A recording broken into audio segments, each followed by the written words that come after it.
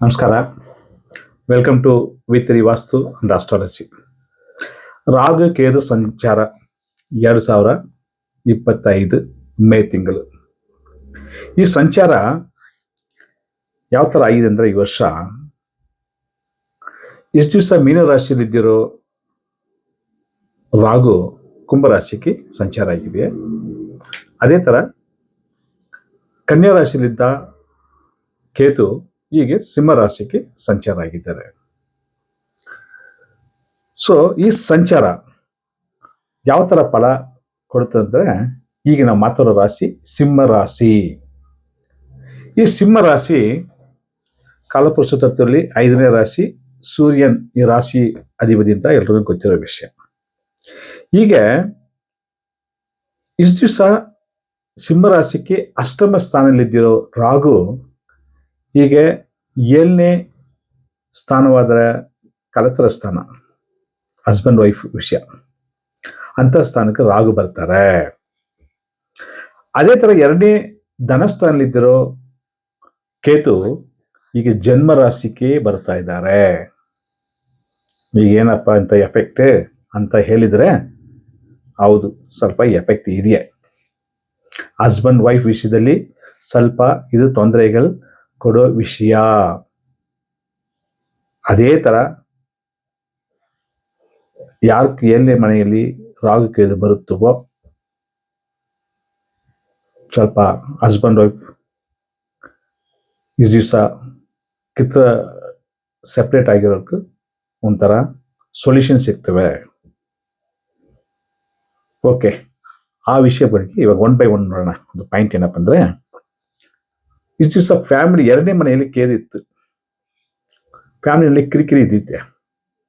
ಸಿಂಹರಾಶಿನವ್ರಿಗೆ ಸ್ವಲ್ಪ ಮಾತು ಸರಿ ಇರಲಿಲ್ಲ, ದುಡ್ಡಿನ ವಿಷಯದಲ್ಲಿ ತಡೆ ತಾಪತ್ರೆ, ಈಸಿಯಾಗಿ ಯಾವ ದುಡ್ಡು ನಿಮ್ಗೆ ಸಿಕ್ಕಿರೋದಿಲ್ಲ.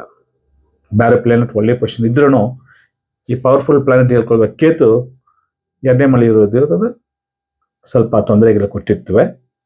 ಹೀಗೆ ಅಂಥ ವಿಷಯದಲ್ಲಿ ಸ್ವಲ್ಪ ರಿಲೀಫ್ ಅನ್ಕೋಬಹುದು.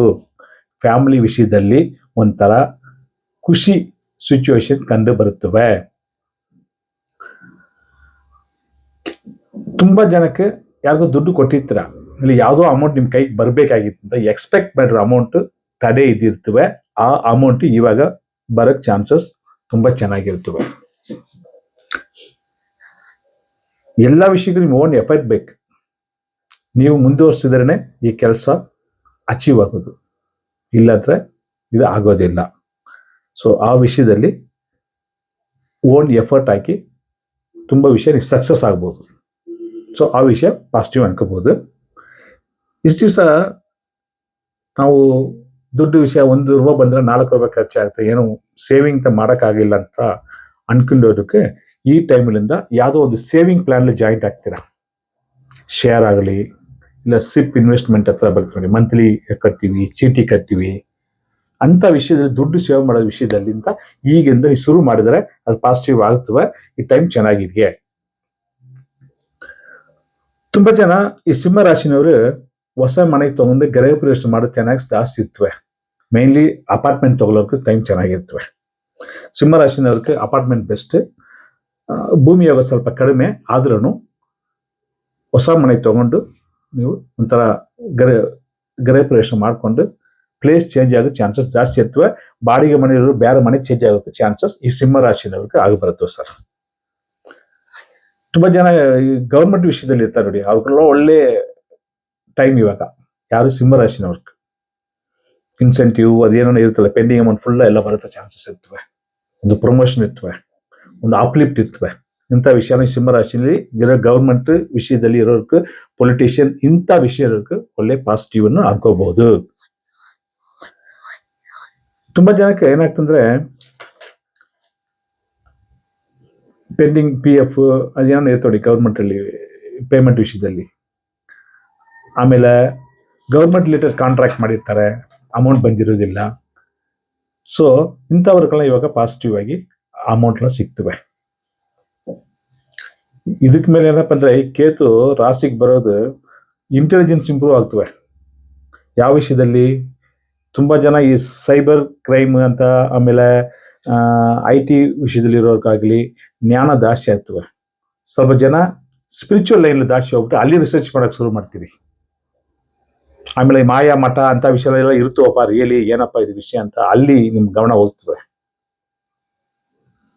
ತುಂಬಾ ಸೈಂಟಿಸ್ಟ್ಗಳು, ನೀವೇ ಸೈಂಟಿಸ್ಟ್ ಆಗ್ತೀರಾ, ಸೈಂಟಿಸ್ಟ್ಗೆ ಇದು ಒಳ್ಳೆ ಟೈಮ್, ಒಳ್ಳೆ ಪಾಸಿಟಿವ್ ಆಗಿ ಏನೋ ಹೊಸ ವಿದ್ಯೆ ಕಂಡುಹಿಡಿಯೋ ಟೈಮ್. ಈ ಕೇತು ರಾಗು ಸಂಚಾರ ಸಪೋರ್ಟ್ ಮಾಡ್ತವೆ.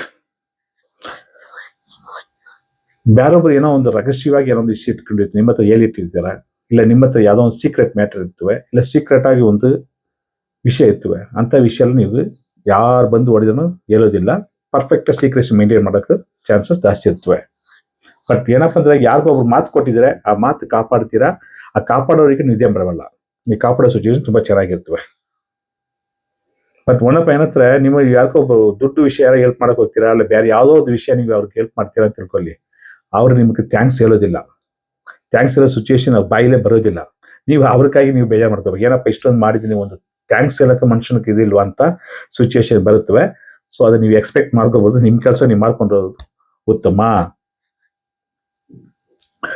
ಎಲ್ಲ ವಿಷಯಕ್ಕೂ ನಿಮ್ಗೆ ಬಾಸ್ಗಳಿರ್ತಾರೆ ನೋಡಿ ಸರ್, ಹೈಯರ್ ಅಫಿಷಿಯಲ್ ಅಥವಾ ಪೊಲಿಟಿಕಲ್ ಇಲ್ಲಿರೋರಕ್ಕಾಗಲಿ, ಆಮೇಲೆ ಕೆಲಸದ ವಿಷಯದಲ್ಲಿ, ಬಿಸ್ನೆಸ್ ವಿಷಯದಲ್ಲಿ ಯಾರೋ ಒಬ್ರು ಹೈಯರ್ ಲೆವೆಲ್ ಇರೋ ಸಪೋರ್ಟ್ ನೀವು ತಗೊಂಡು ಅಲ್ಲಿಂದ ಕ್ಲೈಮ್ ಮಾಡಿ ಒಂದು ಪ್ರಮೋಷನ್ ಮಾಡ್ಕೋಬಹುದು, ಅಥವಾ ದುಡ್ಡಿನ ವಿಷಯ ಇದು ಮಾಡ್ಕೋಬಹುದು, ಇನ್ಸೆಂಟಿವ್ ತಗೋಬಹುದು. ಇದೆಲ್ಲ ವಿಷಯವನ್ನು ನೀವು ಅವ್ರಿಗೆ ಯೂಸ್ ಮಾಡಿಕೊಂಡು ನೀವು ಬೆನಿಫಿಟ್ ತಗೋಬಹುದು.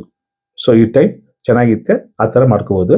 ತುಂಬಾ ಜನ ಏನಪ್ಪ ಅಂದ್ರೆ ಸಾಕಪ್ಪ ಕೆಲಸ ಅಂತ ಈ ಗೌರ್ಮೆಂಟ್ ಜಾಬ್ ಆಗಲಿ, ಬ್ಯಾಂಕಿಂಗ್ ಸೆಕ್ಟರ್, ತುಂಬಾ ಸೆಕ್ಟರ್ ಇರ್ತಾರೆ ನೋಡಿ. ಆಮೇಲೆ ಕೆಲಸದ VRS ತಗೊಳ್ತಾರೆ, ನಂಗೆ ಸಾಕಪ್ಪ ಕೆಲಸ ಅಂತ ಒಂಥರ ಪ್ರೊಫೆಷನಲ್ ಜಲಸಿಯಾಗಿ ರಿಟೈರ್ಮೆಂಟ್ ತಗೊಂಡ್ಬಿಟ್ಟು ಬೇರೆ ಕಡೆ ಅಮೌಂಟ್ ಇನ್ವೆಸ್ಟ್ ಮಾಡ್ಬಿಟ್ಟು ಒಂದು ಬಿಸ್ನೆಸ್ ಕ್ರಿಯೇಟ್ ಮಾಡೋ ಚಾನ್ಸಸ್ ಈ ಸಿಂಹ ರಾಶಿನ ಜಾಸ್ತಿ ಮಾಡೋಕೆ ಹೀಗೆ ಮೈಂಡ್ ಬರುತ್ತವೆ.